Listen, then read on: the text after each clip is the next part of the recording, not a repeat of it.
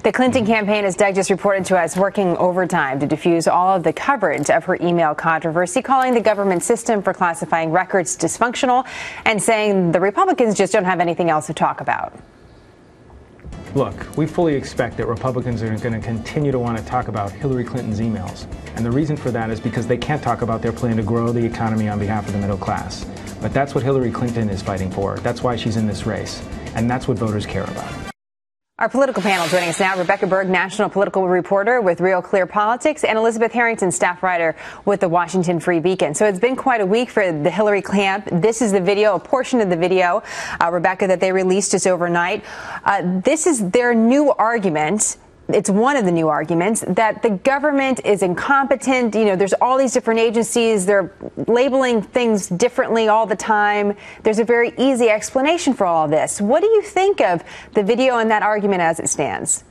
Well, it doesn't surprise me that they are making this argument, but there are a couple of things that do surprise me about this. One, that they waited this long to push back on this controversy. I mean, this has been percolating for months. We have been getting new revelations almost every week on this email controversy for months. And I think a lot of Democrats are puzzled about this too. Why did it take the Clinton camp so long until Bernie Sanders is beating her in the polls in New Hampshire, until her trustworthy numbers are underwater, to finally try to push back on this? But I think what voters are going to be asking in terms of this response is, where does the buck stop in the State Department? Does it stop with the Secretary of State, or is she just a cog in the wheel of a big bureaucratic entity that is, you know, disorganized and where the policy is unclear? And I think that's going to be the question moving forward. A lot of great points made by Rebecca. Elizabeth, how do you see it?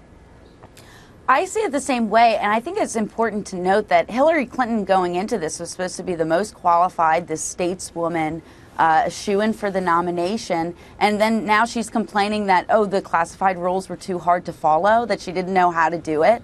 I mean, that's a bad argument, and I think it's indicative of, really, they don't have a good answer for this. They don't have a good answer of why she set up the first Secretary of State to set up a server in her own home, and it's looking, you know, like she may have violated, you know, criminal national security laws. I mean, the scandal is just getting worse and worse by the week. This is the second week in a row that the Washington Post has said she had the worst week in Washington. It's not looking good for her. You know what, though, Rebecca, we did have a Democratic strategist on with us earlier this week that says, listen, Hillary Clinton is not guilty of doing anything illegal. And to his point, the judge ruling yesterday, yes, she did violate a policy. Yes, he was citing a law, a 1950s law, that is about protecting records, that you're responsible to protect records as a public official. But it hasn't crossed over to that point yet. She isn't guilty of a crime yet. Does that matter at this point? Or do you think there is already damage being done? Well, there's certainly already damage being done. And as we think about, you know, whether this is potentially criminal, not a criminal investigation, you can see that Republicans are being very careful when they're talking about this to say that, no, there is no proof that Hillary Clinton has done anything illegal at this point. But it is a question of trust, really, a question of, was she not fully transparent? Was she not following the policies of the State Department, perhaps to cover up her own activity? And so these are the questions that politically are really going to matter for her, because that's what voters are going to be looking at. Asking these questions, Elizabeth, but again, it comes back to, will it really matter when we get close to the time of electing the president? The Washington Post did a deeper dive into these new poll numbers from Quinnipiac this week that looked into honesty and trustworthiness. And yes, Clinton scored the lowest out of any candidate in these swing states, Florida, Ohio, and Pennsylvania. Donald Trump came close, but not as low as her. You compare her to the Republicans, you have these Republicans like Jeb Bush that are getting the majority of voters saying, yes, they are trustworthy in these swing states. But we say trustworthiness matters. Does it really? Is that really going to be the factor in deciding the next president? I mean, I think it is an important factor, also coupled with the likability. I mean, what this really harkens back to, rather, the average voter is not going to know the ins and outs of all this classified information, the email scandal, but they do know that it's very reminiscent of the way the Clintons ran the White House in the 90s, and that they were scandal-ridden.